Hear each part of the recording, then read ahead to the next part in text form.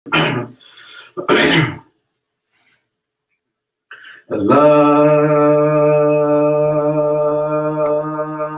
Akbar, Allahu Akbar, Allahu Akbar, Allahu Akbar. Ashhadu an la ilaha illallah.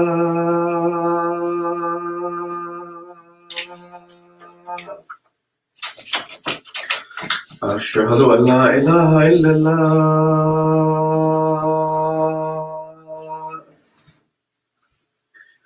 Ashhadu anna Muhammadan Rasulullah.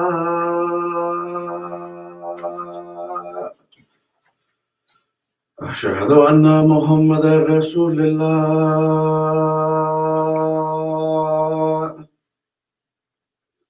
Hayya ala salah.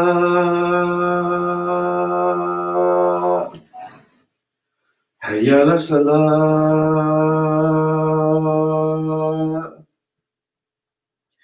Hayya ala falah.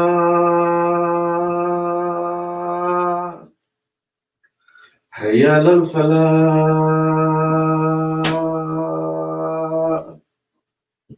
Allahu Akbar, Allahu Akbar. La ilaha illallah.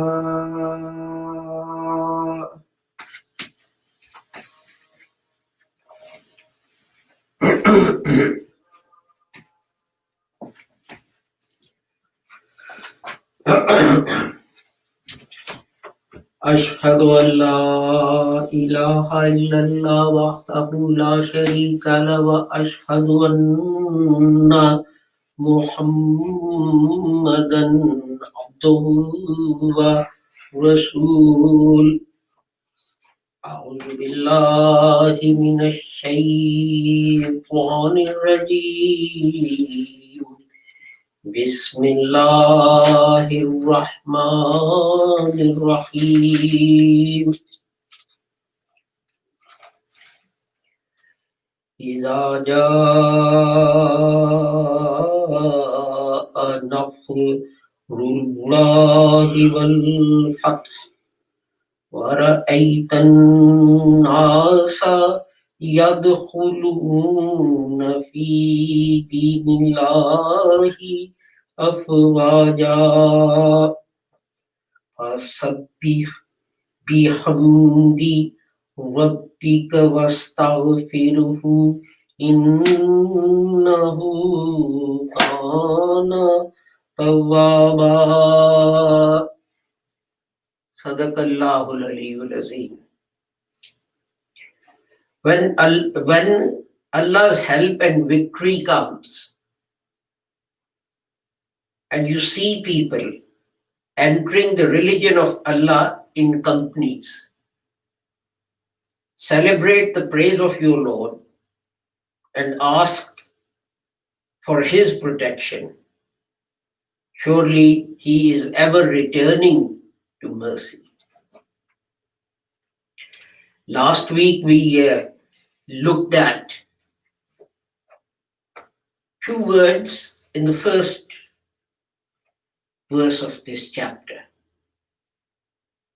That verse is إِذَا جَاءَ نَصْرُ اللَّهِ وَالْفَتْحُ, and we looked at the meaning of the interpretation of the word Nasr and Fatah. Generally translated help, Nasrullah, Allah's help, and Fathu, victory. And I suggested that there are many other meanings of these two words. And I suggested that Nasr can be taken to mean knowledge and Fatah to mean to make clear.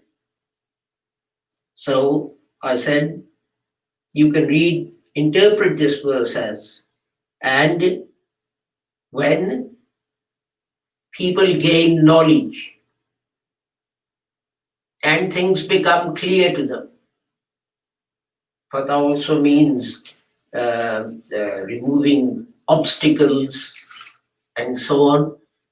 And so With knowledge, you can remove all obstacles. Things become clear to you, what you have to do. And in the next verse, I want to look at, which is وَرَأَيْتَ النَّاسَ يَدْخُلُونَ فِي دِينِ اللَّهِ أَفْوَاجًا. I want to look at the word deen. And here it's translated as religion of Allah. But if you look at Deen Allah, but if you look at the Holy Quran, this word has many different meanings.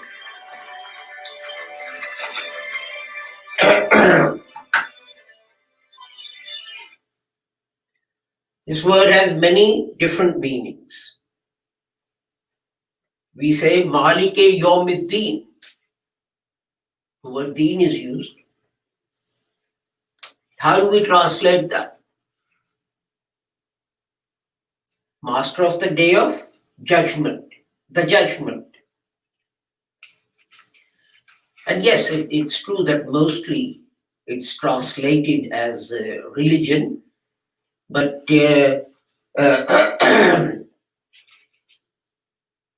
again, in chapter 15, verse 35, Ila Yawmiddin, day of judgment. Chapter 16, verse 52, Walahuddin, and that means worship. And we can carry on. Chapter 24, verse 25. It says, Yawaffahi mullahu dinahumul haq. Their recompense.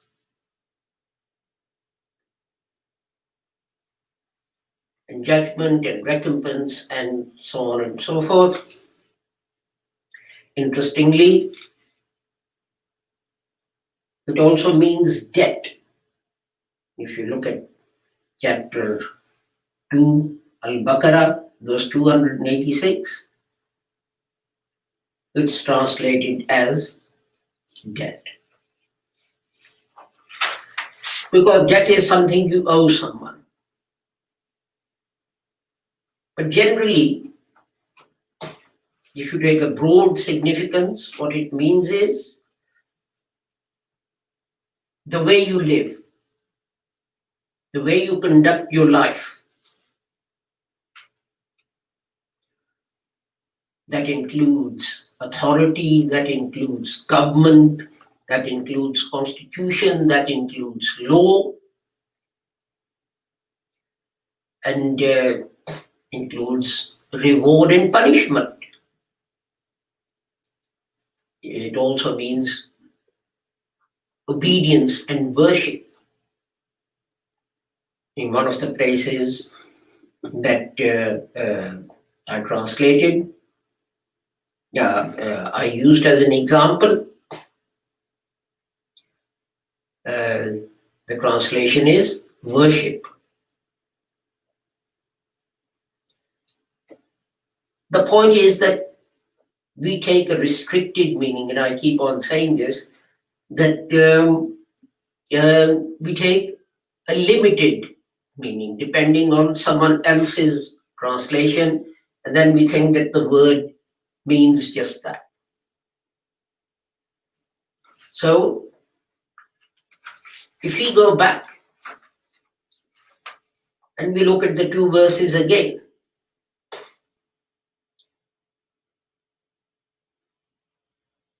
and we can translate them in this way. If we gain knowledge,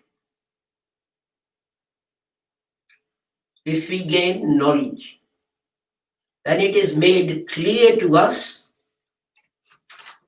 that we should be living in accordance with the laws that Allah has determined.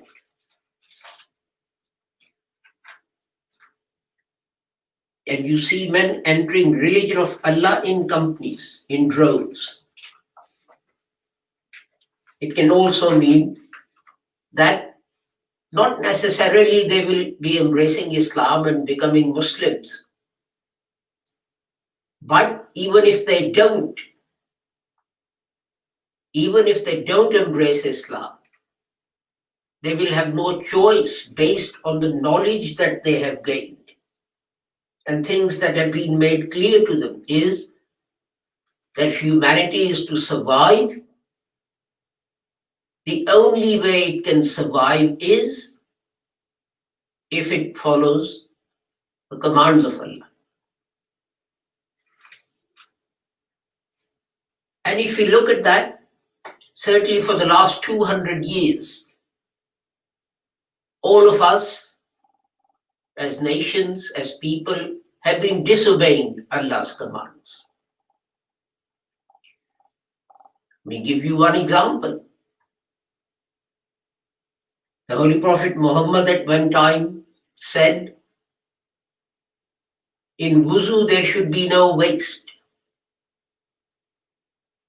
And his companions, Rasulullah Ta'ala anhu, they said, O Prophet of Allah, is there waste in performing wuzu?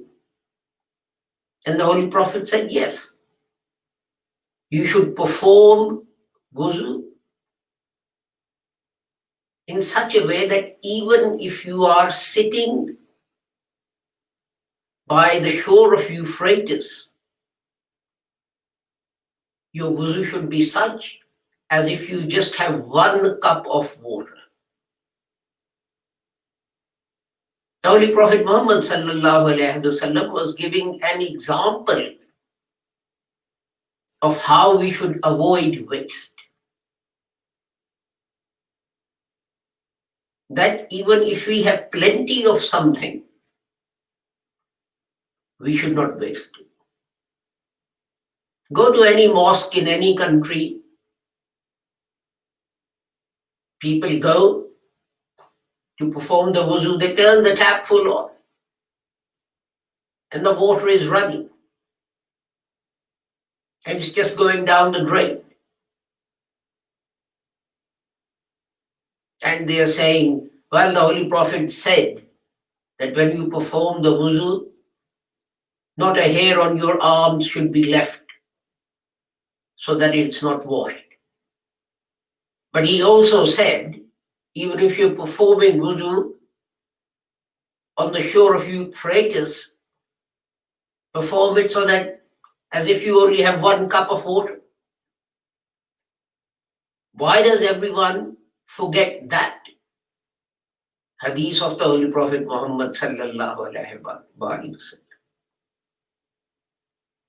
You see, if you read the Quran, you find that God absolutely hates waste. There's verse after verse. In everything, there should not be excess in anything. There was a lady who got married, and Hazrat Aisha saw her a few days after her marriage. And she said, you're a new bride. So what's the matter with you? New brides usually have new clothes on and so on, and whatever the equivalent of makeup was in those days. And that lady said, well, why should I bother? My husband, he prays all night and he fasts and works all day. He has no time or energy left for me. So Hazrat Aisha radhiyallahu ta'ala mentioned this to the Holy Prophet Muhammad sallam, and the Holy Prophet called this man and told him off. That just because you are excessively involved in praying and fasting and so on, it does not mean that you are living in accordance with Allah's law. Allah's law is moderation. And the Holy Prophet said, Your wife has a right over you. Your body has a right over you. That is, get plenty of sleep and so on and so forth. But we see waste all around us. To give you another example, in the days of old, I remember that during summer, my mother and grandmother and so on, they would take all the sweaters and everything that we used the previous winter and open them up and sometimes get them colored a different color. And then they would knit new sweaters and mufflers and so on using the same wool. And it would be perhaps 3, 4, 5 years before they would buy new wool. But now what happens? Now what happens? At the end of winter or beginning of, at the end of winter, if you have any sweaters which are slightly worn and so on, you just chuck them in the bin and go down to some shop and buy a new sweater. I saw my mom and grandmother, a shirt is not wearable again. They would cut them up, make handkerchiefs out of them, and whatever else, cleaning rags.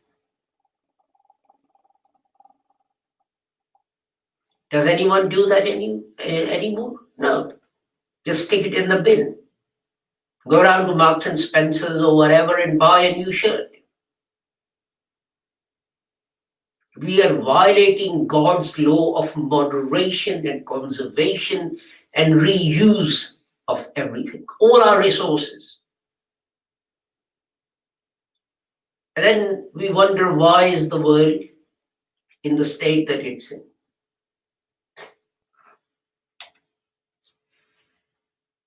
There are many examples of this. I can carry on and give example after example after example of how we waste things. Let me give you another example. We buy a car. What does that car do most of the time? It sits in your garage or on your drive or in the car park at your office. Sometimes take a pencil and paper and write down how many hours you actually use that car. And then look at the resources that were used in making that car. Plastic, electric cables, leather, cloth, tires were made, steel was used, electricity was used.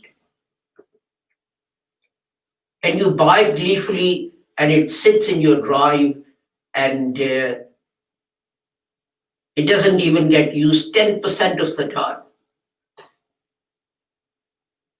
So you've used up a huge amount of the resources of this earth on something that gets so little use. And there are many other examples, some I've already given. And then we are surprised that we are running out of things. We are surprised that oil is running out. We are surprised that gas is running out. We are surprised that coal is running out.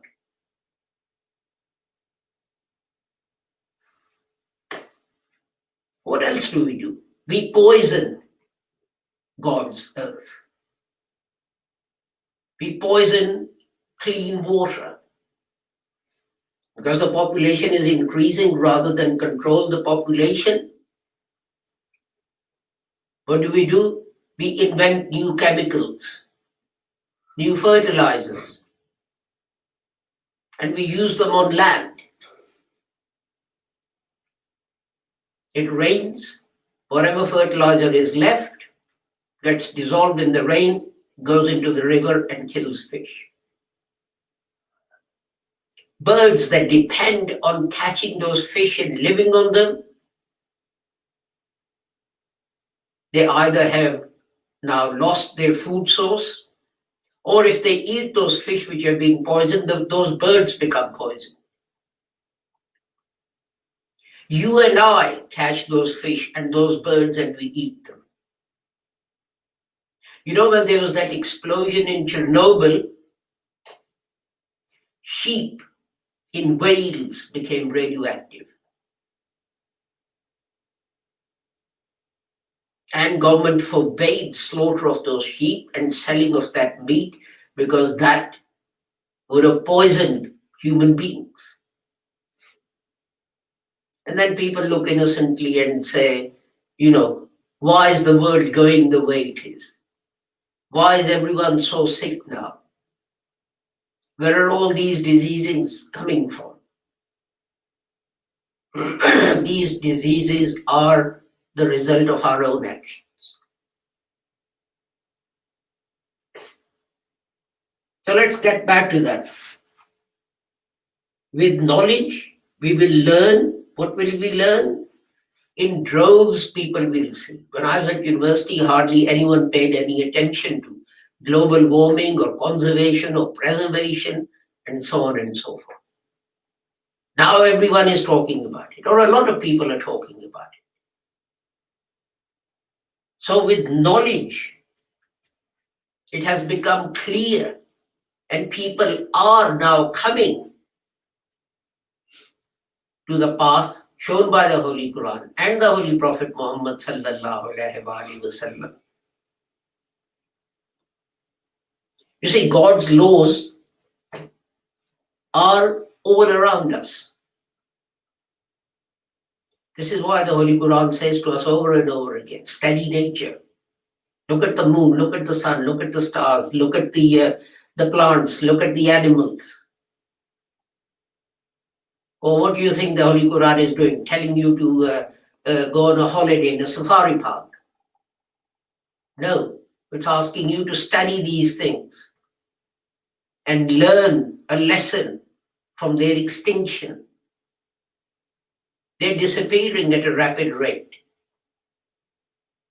And it's only when they become extinct that we realize what part that animal or bird or fish or whatever it was played in keeping us safe and healthy and allowed the human race to carry on. So let us please not restrict the message of the Holy Quran only to the religious sphere. Let's apply it throughout our lives, in whatever we do. This is why it is said Islam is a deen, Islam is a way of life. It is not just a religion where 5 times a day you go to a mosque and pray and then leave and carry on with your lives without any difference being made to your own character or to the environment or anything else.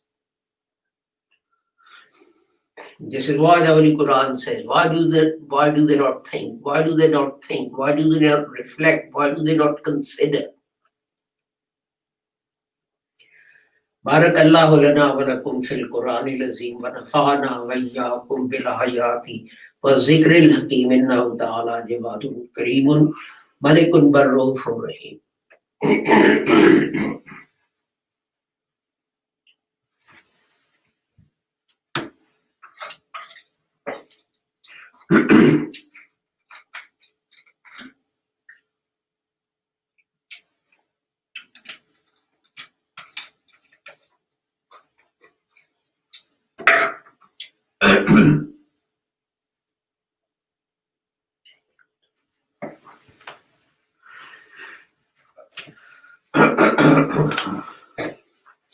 Alhamdulillah, Alhamdulillah, nahmaduhu wa nasta'inuhu wa nastaghfiruhu wa nu'minu bihi wa natawakkalu alayhi wa na'udhu billahi min shururi anfusina wa min sayyiati a'malina. Man yahdihillahu fala mudilla lahu wa man yudlilhu fala hadiya lahu. Wa ashhadu an la ilaha illallah wa ashhadu anna Muhammadan abduhu wa rasuluh. اللهم صل على محمد وعلى آل محمد كما صليت على إبراهيم وعلى آل إبراهيم إنك حميد مجيد. اللهم بارك على محمد وعلى آل محمد كما باركت على إبراهيم وعلى آل إبراهيم إنك حميد مجيد. اللهم انصر من نصر دين محمد صلى الله عليه وسلم وجعلنا منهم. اللهم اخذل من خذل دين محمد صلى الله عليه وسلم ولا تجعلنا منهم. عباد الله رحمكم الله. إن الله يأمر بالعدل والإحسان وإيتاء ذي القربى وينهى عن الفحشاء والمنكر والبغي يعظكم لعلكم تذكرون. اذكروا الله يذكركم وادعوه يستجب لكم ولذكر الله أكبر والله يعلم ما تصنعون.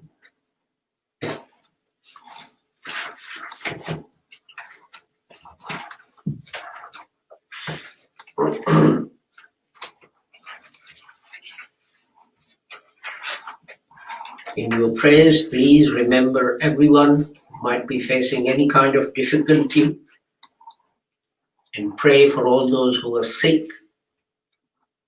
that Allah may give them speedy recovery and complete health, and relieve the burden and difficulties of all those who may be suffering. And you should do that regardless of anyone's religion or sect or nationality or color or creed.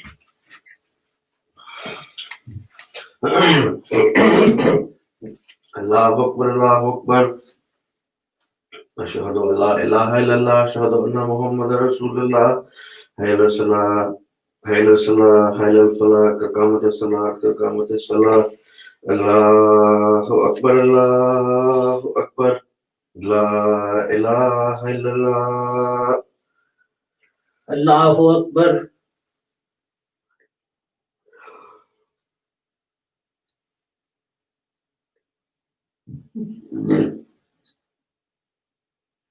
Alhamdulillahi Rabbil Alameen. Ar-Rahmanir Rahim. Maliki Yawmiddin. Iyyaka na'budu wa iyyaka nasta'in.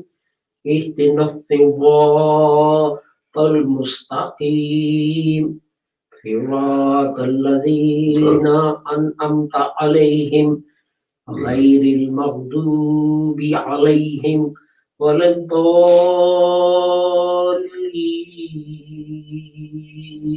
Amin. إذا جاء نصر الله والفتح ورأيت الناس يدخلون في دين الله أفواجا فسبح بحمد ربك واستغفره إنه كان توابا. الله أكبر.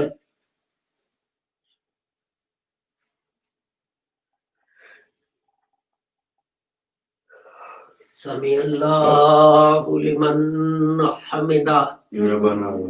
الله أكبر.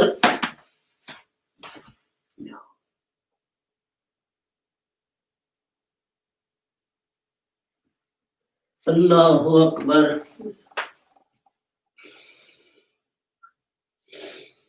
الله أكبر.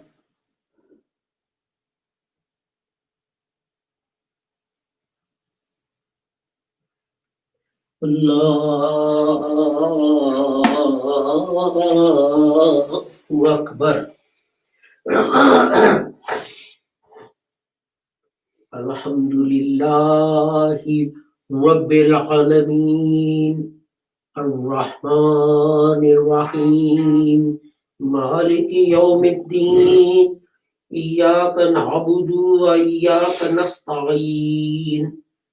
اهدنا الصراط المستقيم صراط الذين أنعمت عليهم غير المغضوب عليهم ولا الضالين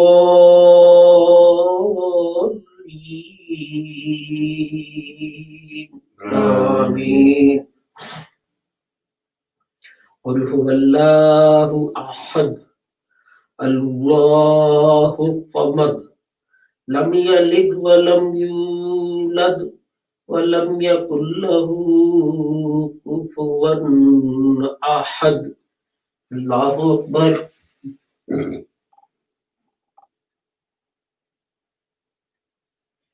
سمع الله لمن حمده.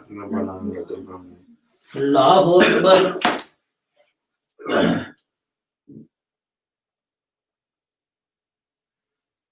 Allahu Akbar.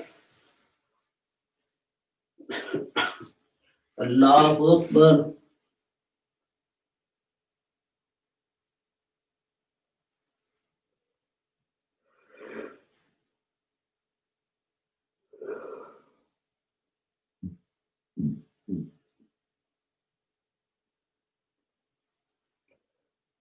Allahu Akbar.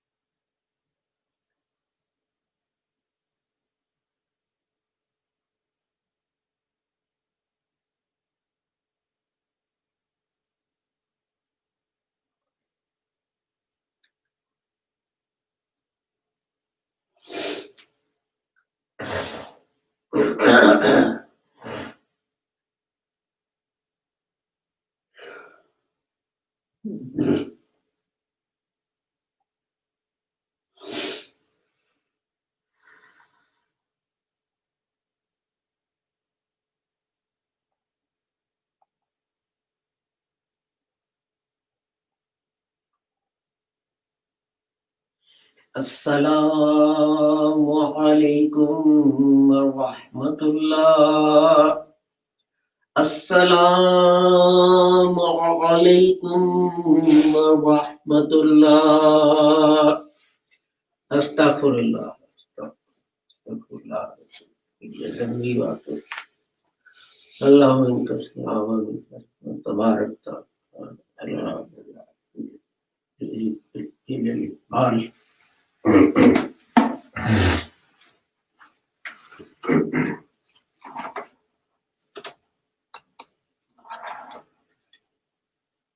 Thank you very much for joining us for our Friday service.